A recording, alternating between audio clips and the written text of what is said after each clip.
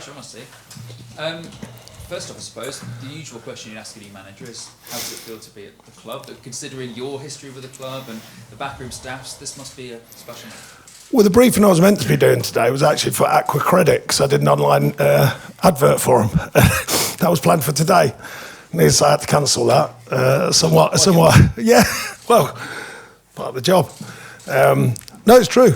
I had to let them know that I wouldn't be available for that. So I'm pleased to say I am available to be Nottingham Forest football manager and be here today. That smile seems like it's been on your face for the last couple of days. Is that the case?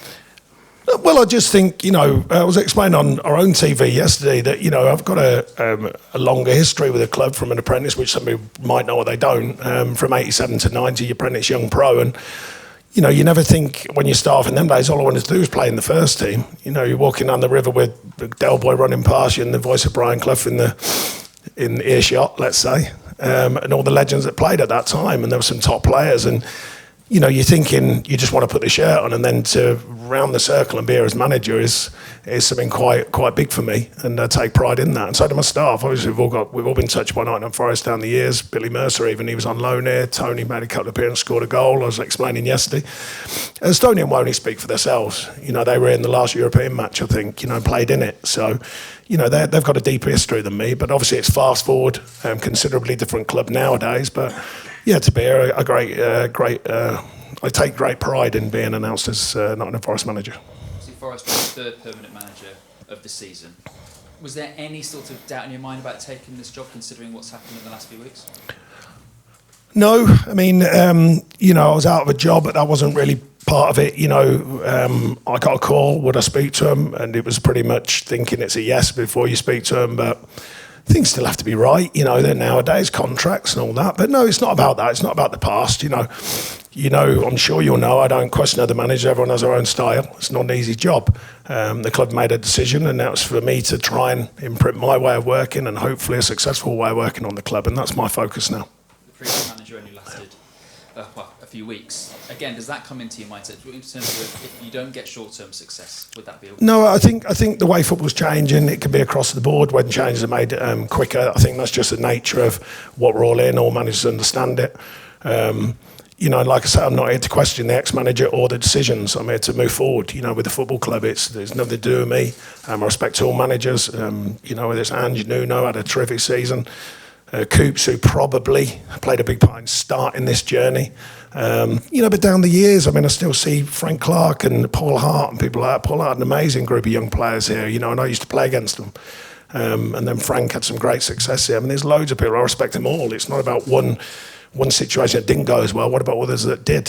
So I just want to bring my part to it, and play my part in the rich sort of history of a football club like this.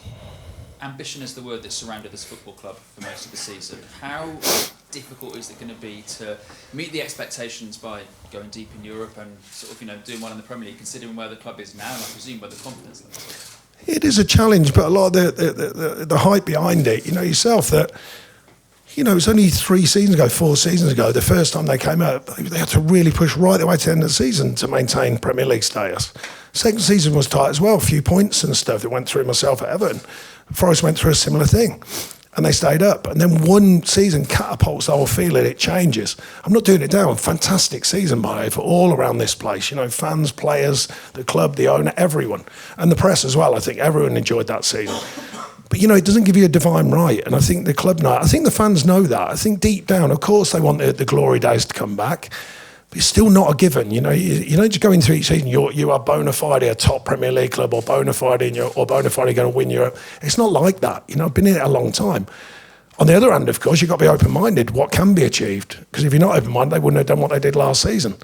But I marvelled at some of the work they did last season. Make no mistake, I've told the players that. Now, can we just add our bit to it? Can we find a consistent way of working that continues to bring successes of whatever kind it is? Obviously, it's a different success at the moment. We've got to get back to winning ways, I think people know the stats, I won't bore them with it, but they weren't winning at the end of last season particularly, and maybe ran out a bit of steam. It's a big season, and all the enormity that comes with that. And it hasn't been a great start this season, we understand that. So there was a few signs there about what was needed and the changes, and I've got to look at that, but then look at what the good group, I think there's a very good group here and a very talented group. And they've certainly over last season shown the will and desire to be a very good group and show to the world they're a good group. Now we've got to reignite that, and make sure it's intact going forwards. Talk about the group. It's a big group. You've got a big squad. And, those £120 million worth of players, they're not even in the matchday squad on Saturday. How difficult is it going to be to keep everyone happy, and while you're making your decisions about who you want to play, who you trust, and certainly players probably... That's part of the job. That's part of the responsibility. I've already said to them, you can only pick 11. That's the truth of being a manager, and trying to keep the players who could be... They have to be ready at any time, and I've also promoted that thinking, because football careers change very, very quickly. They can change on someone else's misfortune. It could be an injury, it could be someone's banned for a few games, or someone's dropping form, and their careers can change very quickly. So keeping them motivated to stay fit and well and be ready for the challenge if it comes their way, then that's always a challenge in football. But that is part of being a manager and part of being a good staff. But treating people with respect, treating with honesty, I found that that's served me pretty well throughout my managerial career, and I'll certainly be treating these with respect and honesty. Thanks, Anton. Owen, BBC. Hi, Sean. Good to Hiya. speak to you. And you've spoken about your passion for the club.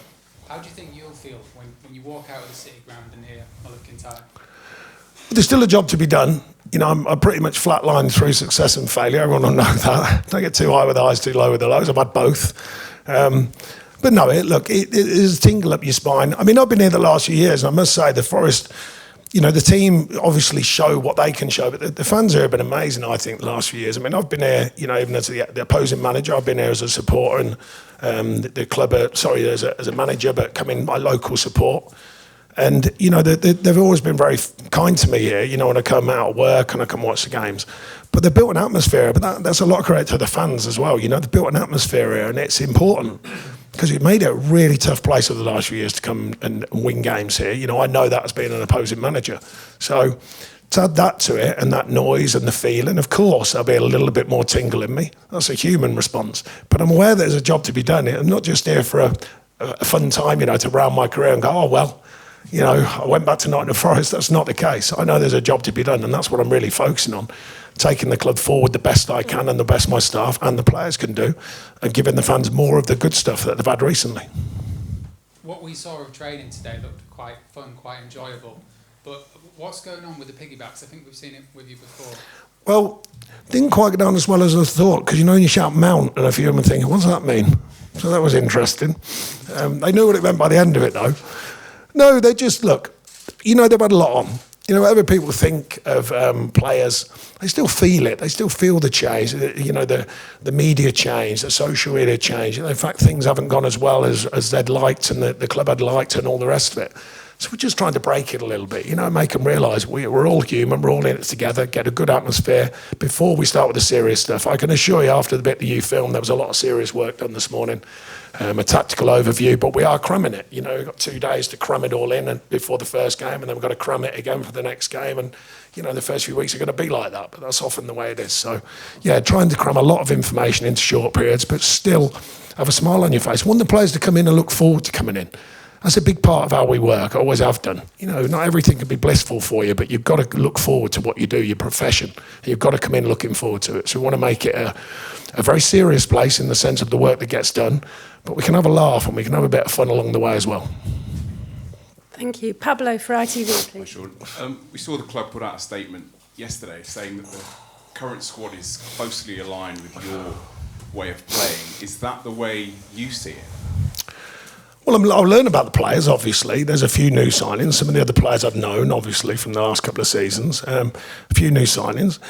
It's different when you're watching a game analytically than when you actually work with players. There's some players who you think weren't as good as they are, and then they are better, often. And the other way around. It can be like that when you're working up close and personal with them. What we've noticed so far, I think there's quality here. I think there is a good spirit amongst them. It's maybe just been pressed down a little bit by all the noise and then won games. Let's face it, winning doesn't cure everything, but it goes a long way to making that feel-good factor for everyone concerned. And some of the things that feel quite big when you're winning feel smaller. And I think it enhances it if you're not. So I think trying to sort of take that feeling away as much as anything and sort of say, look, player, to the players, there's some real quality here. That's what I've noticed. The idea to what we've got to try and do is find the balance of the framework they had, which works so well for them, but the freedom to go and attack and score goals and maybe open up when we can. And that's a tough balance to find. Everyone thinks it's as easy as me just saying that. It's not, because if it was, everyone would do it. So getting the culture, getting the environment, how we like it, but also the performances, but building on a really solid base they've had not so long ago, but also the freedom to go and play and hopefully go and score goals and excite the crowd. That's the ideal nirvana moment, but we've got to find that. I think we all got a really good insight into the way you see the game during the FA Cup final, when you kind of successfully predicted exactly how Palace would score against. I can't be honest, I got a lot on that one. I can't tell you. It literally happened to a team. Palace fans were happy. Later. Yeah, you said, I think City were being really aggressive with their press. You said Palace need to hit the ball to Mateta, surround him, get the second balls. Is that what we can expect to see with you as Forest manager? That's no, it's too easy. Sense. It's too easy, but there's nothing wrong with it. If you can play forwards, why not? Last season had great success here playing forwards quickly, so why wouldn't you? You've seen this season, I'm sure you all have seen the way the stats are changing. Excuse me. More longer balls this season, the first time in 10 years, I think it is. More long passes, more long balls, whatever you want to call it. Of course, when other teams do it, it's long passes. When I've done it in the past, it's been long balls. We all know that. I joke about it, but it's real. Look, we want to play effectively. We've got to try and play effectively because we've got to get back to winning. Right, that's a start point. No point in me telling you we're all going to play like, I don't know, Spain when they won the World Cup. It's not that easy because you've still got to penetrate and you've still got to score goals and you've got to win. So how many different ways can we try and win? How many different styles can we find? They found a style that was very successful. Can we build on that and alter it slightly to maybe open up and use some of the skill level of the players slightly differently? We'll see. But there has to be a base to work from. And the players are aware of that, by the way. It took a lot of feedback from the players, not just me speaking to them. They were very proud of what they did last season and the way they did it. And there's no problem for me because I agree with them. Now, can we maybe mould it slightly differently, but keep with that winning mentality? It's going to be a work in progress. It's not like you can't just flick a switch, but they've got it in them because they've already shown it. And now it's trying to maybe just twist it and turn it and find a balanced way of being effective. Long ball, short ball, it's got to be effective football. And that will never go out of fashion, by the way. I've seen enough fashionistas coming in and out of this division in the 11 or so years I've been a Premier League manager, certainly just in the Premier League, that is. And there's a lot of fashionistas gone in and out. You've got to win games. It's simple as that. It's just that the be-all and end-all is winning games. And the Forest fans, don't forget, they accepted a different way of working than the history of this club last season. It was very successful. So I think they're more open-minded now, of how many different ways you can try and win a game. Look at the fashion currently for set pieces. I was laughing that I did a podcast with Tony Pulis and Mick McCarthy. They asked me to do a part. Tony's now being lauded for long throws. He's getting hammered. You know that. You all know it. He's getting hammered for long throws, and now he's been lauded for how they use long throws. It's the fashion of football. It changes all the time, and I'm not pontificating one way or the other. The bit that I like is when you win. Make no mistake, I want Nottingham Forest, I want this match to be winning football matches way beyond my time. I want the club to win. That's the main thing. This badge is bigger than any manager, that's for sure. And it's bigger than, there's one manager that's probably as big as the badge. We all know who that was. They say, hey, young ginger, well done. But there's not many, only him, I would say. Just one more from me. You said it was an easy decision to come here. Just wondered how much direct communication you had with the owner before deciding to come. Yeah, I spoke to him and the people he thinks are important at the club about the prospect of it once the decision was made with the outgoing manager, and I spoke to him and he spoke very openly to me about the challenge. I think he is aware of the challenge. I don't think he thinks it's a gimme just because of last season. He does keep up with the stats and facts. He knows at the end of last season there was a challenging run where they didn't get as many points. So he's aware of that, and that's why they look to add to it, and add a bit more to try and keep building and try and keep moving forwards. So no, it was a good conversation. Obviously, I wouldn't be here. If it was a bad conversation, I certainly wouldn't be here, but it was a good conversation. And there was a reality to it as well. Thank you, Pablo. Max for TalkSport, please. Hi, Sean. Congratulations. Just on what you've been talking about there, you've spoken in the past on TalkSport about football moves in cycles, and we're seeing the return of the long ball. We're seeing Arsenal in particular being so successful. Yeah, a couple of set-piece goals last night. Well, still everyone's raving. Why wouldn't you? But I'm not knocking. Why wouldn't you? It's part of the game to use set pieces. Big part of the game. Big strikers as well, return. Yeah, I called that 3 years ago, but I don't like to mention it. So do you think that there's an argument that you were very much ahead of the curve in that regard? No, you're goodness now me. an in vogue manager. No. I've always just viewed football what I think is correct. I'm not bothered. I've been put in many boxes. I'm not bothered about that. I've never tried to talk me out one. Never tried to hide behind what I think is effective. It's just when it comes round your way a little bit, but all right, that's what he's doing. That's all it is. But it's no badge of honour to me. I know what I believe in. I've been in the game since I was 16. I've had enough experiences to decide what I think is a good way of operating. It might not be the best way in everyone's eyes. That's up to them to decide. But I know how to operate in the Premier League, and I know what it takes in the Premier League. I know what the stats, the facts, the demand, the passing lanes, the amount of passes that can be effective. They're the things that you need to know, and they're the things I'm trying to imprint onto the players. And if you can do it in an attractive way, every manager wants to. It's just ironic twist that now it's coming back round to set pieces are in vogue. And 5 years ago, people go, why do you rely on set pieces? Now they're in vogue. That's just the way it goes. It's just a cycle. It's skinny jeans, flared jeans, skinny jeans, flared jeans. My daughter hammers me about whatever jeans I wear, so it makes no odds. I think I got a bit of stick about me for trainers, I believe, walking in the training ground off social media. I couldn't believe that. One of my mates let me know that, as they do. Tom Ford, but anyway, don't like to mention it. You've spoken in the past about, and you just mentioned there about, perhaps yourself and other English managers being put in a box in terms of how they're perceived. I haven't said about other English managers, I don't think, myself. If that's the case, do you think that perhaps the opportunity you've got here at Forest, compared to other clubs you've been at where there have been constraints in terms of finances, you've seen the investment certainly in the playing staff around the stadium, in the training ground, do you feel that this opportunity is slightly different than the ones you've had before, and are you a little bit more excited I have about absolutely zero interest in myself at this football club. I have full interest in the club moving forwards, trying to get it back onto an even keel, at least to try and get it back to winning ways. No interest to me. I've been in it long enough. I've got fans of mine, got people who, you say they're not. I've got haters just from the way it is in football now. I've got no problem with it. This badge is bigger than me, that's for sure. So I'm just doing my bit as the best I can with my staff and the players to correct the current situation. If we can move it forward in style, that'd be brilliant. But as long as we can move it forward, as long as we can take it forward and take it to a better place, that's the start point. And the rest will look after itself, or I certainly hope it does. Just lastly from me, funnily enough, I met your good mate Johnny Owen in the pub in Belsize Park last night. It's impossibly never goes in the pub. He, of course, made that fantastic film, I Believe in Miracles. He did. Delighted for you. And obviously you were doing some work with Johnny Owen at TalkSport. How difficult was it to reject, to leave that behind and take the Forest job? Really? With all due respect to TalkSport, I enjoyed my time on it, the shows we did do, but Nottingham Forest or TalkSport, really? Come on. Let's have it right. Yeah, come on, let's have it right. I'm disappointed if that one was a close call. But no, the Miracle Men, I love them guys. I spent so many afternoons on a Thursday with them. The Thursday club, we promoted that idea, me and Johnny, across the PFA, the LMA, saying, why are more teams not doing this? Why are more clubs not doing this? And I think it's a great incentive for clubs to put something very simple together. The Miracle Men, I was up seeing John Robbo, bless him. He's very poorly, but I was up seeing him the other week with Johnny and Vic. And these are legends of the game. I'm not a legend.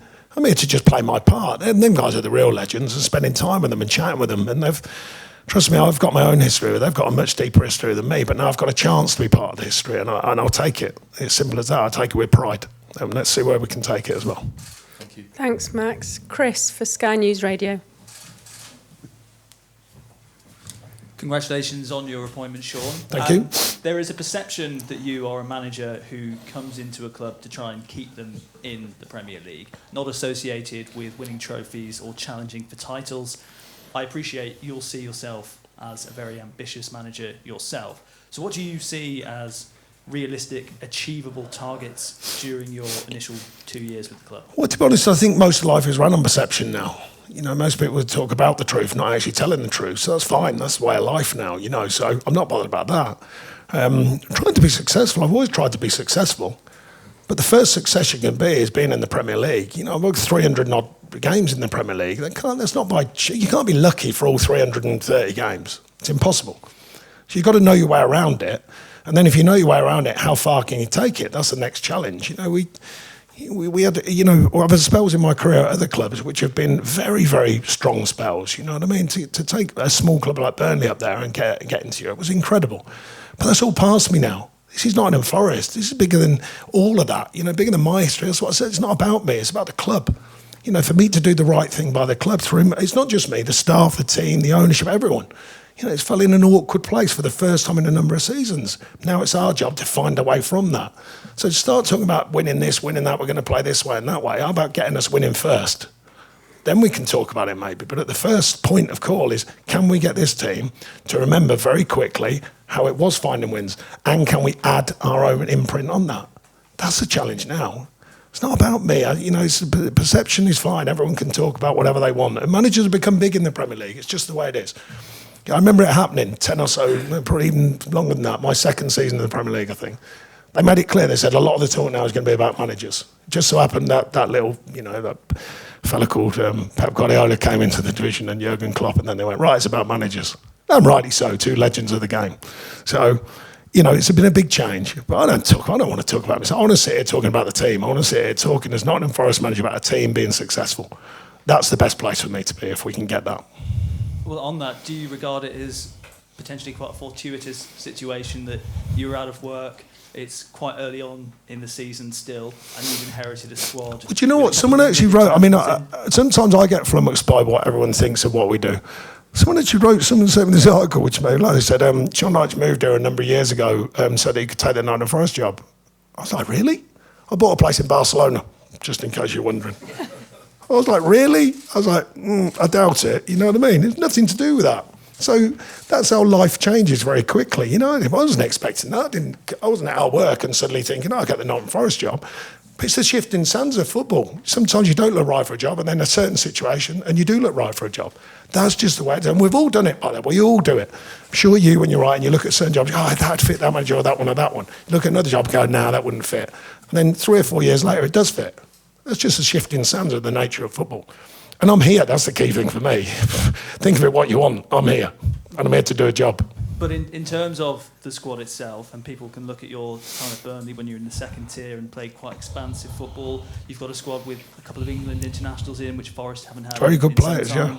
A whole host of internationals. Given your history and connection with the club as well, and your adaptability, this could be a match made in heaven. Well, let's see. It's not definite. There's nothing given in football. But even when you're talking about players playing for England, just to give that example, they were playing a completely different style last year, but they're still getting the England setup. I had players at Burnley who went into the England setup. They should be very proud they're getting players in. Just using England as an example, I'm sure all the internationals are proud of their countries, of course, but just using them as a case in point. Nottingham Forest getting players back in the England side, let's say. When I was here, it was Desi and, Nigel Clough, Stuart Pearce. It was a regular event, you know what I mean? And now that's how far the club's become over them years, you know what I mean? And there's been challenges along the way, of course, and there still is currently. But the club's moved a long way forwards. And now I've got a chance to at least find our way through this sticky spell, hopefully, and then keep it moving forwards. But that's the key, just keep it moving forwards. And I think that's the challenge. The immediate challenge is to get it back on that even keel, as I said, at least to the fact we're very competitive, we can get wins, and we can start the process again or restart the process. That was here very, very recently, don't forget, you know what I mean? It wasn't so long ago, the end of last season comes around, everyone's defined it as a great side, great season, winning games. It's not far away. Football's never quite as good or never quite as bad. It's not far away, but we've got to make sure we get on the right side of it, that's for sure. Thank you. Thanks, Chris. Some questions from the writers, please, before we move to our Porto preview. Yeah. I've missed them lights. How hot they are. Forgot about that. Hi, Sean. Football management is such a full-on 24/7 job now, and as you just said, you've been out for 10 months. Saw some pictures of you the other week at a Kasabian gig, and you've done your media work. By the way, I've got to clear that up, by the way, because it's brilliant. It's brilliant about social media. There was one picture of me with a group of lads, and it said, Sean Dyche come out the Forest game, and he's told us he's signed a contract. That was 3 weeks ago that picture was taken. I was with my daughter going for lunch, and she said, Dad, really? I went, yeah, I've got to do this picture.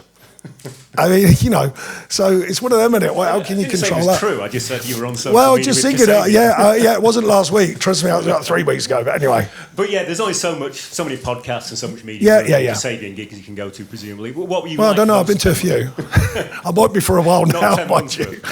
Yeah, go on. Sorry. And I just wondered how you sort of cope with that. What were you like to be around? What were you like 10 months out of football? was all right, I think. You work really hard in this job. Every manager, no matter what any media outlet or fan thinks, management is really tough at any level, by the way, but particularly at this level.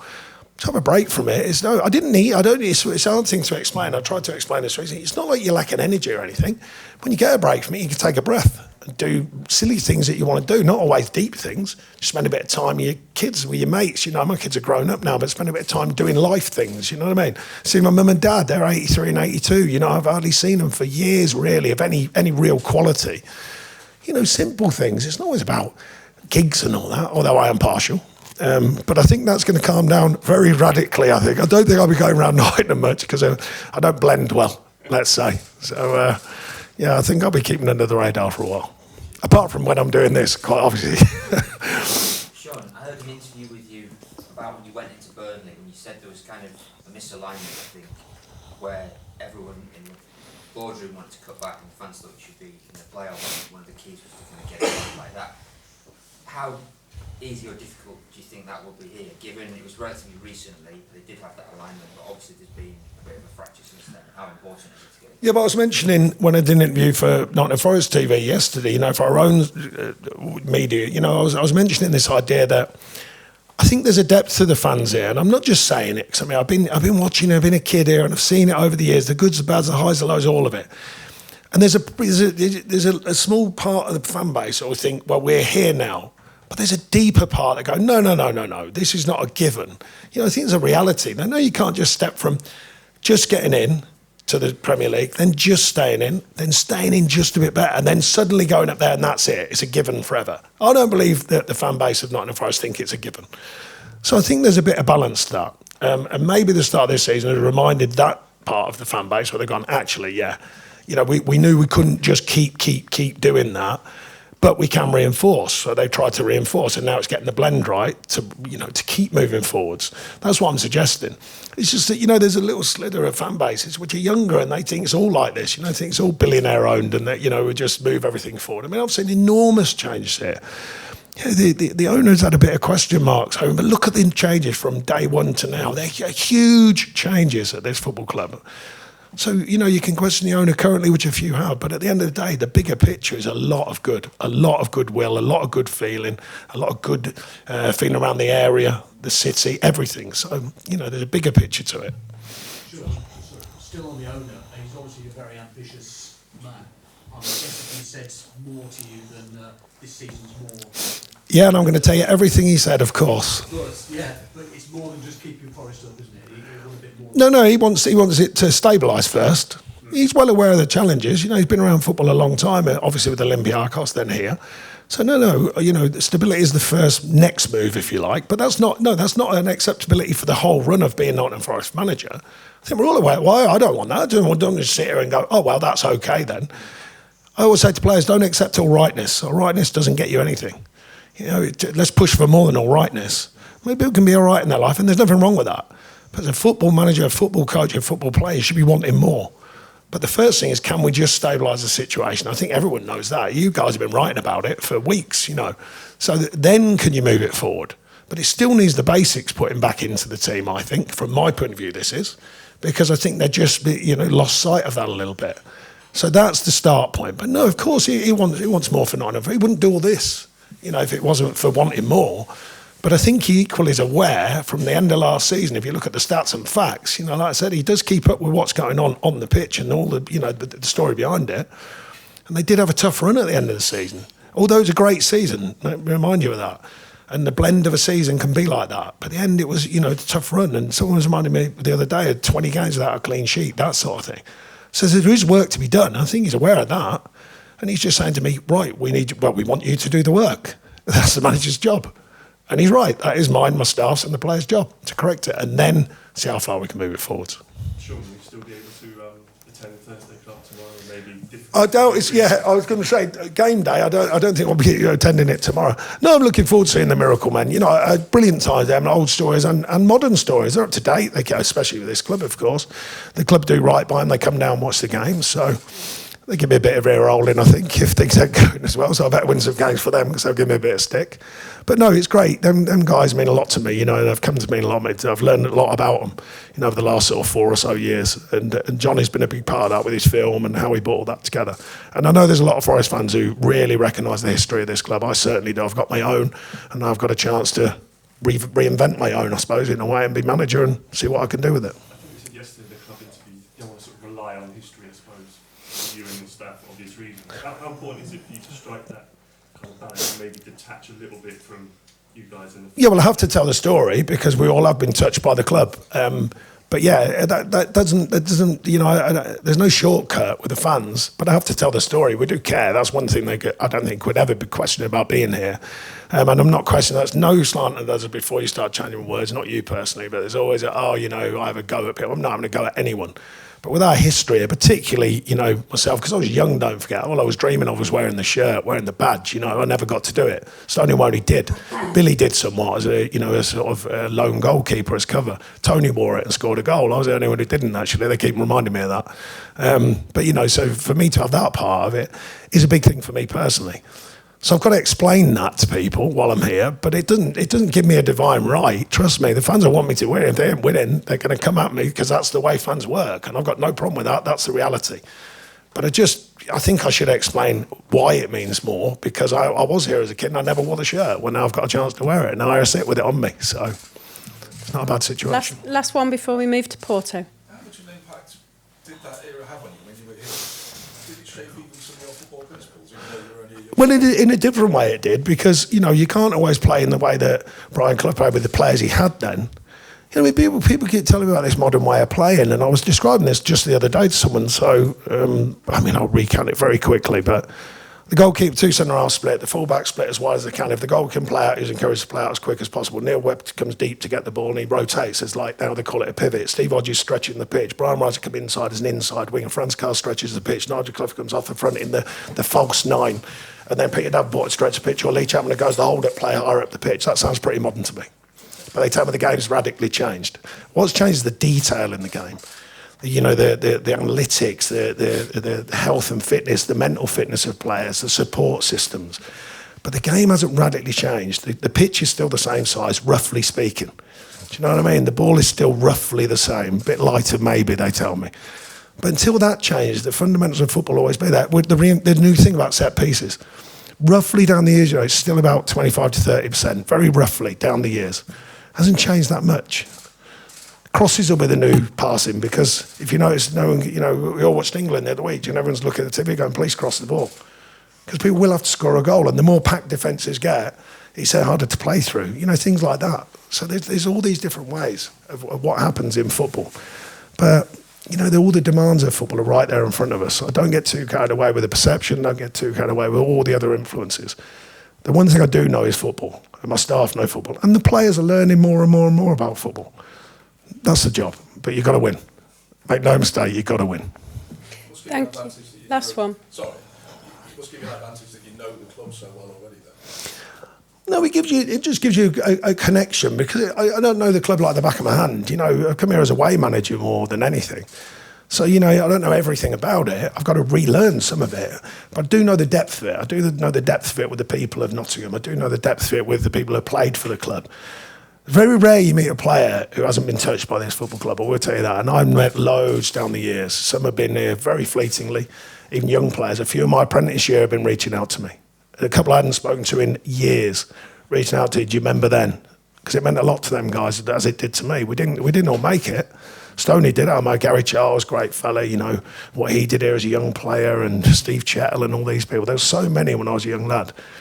So it means a lot to everyone. You know, and it is now, like I say, it's full circle, but it's not a gimme. So now, how many different ways can we try and move it forward? That's the challenge.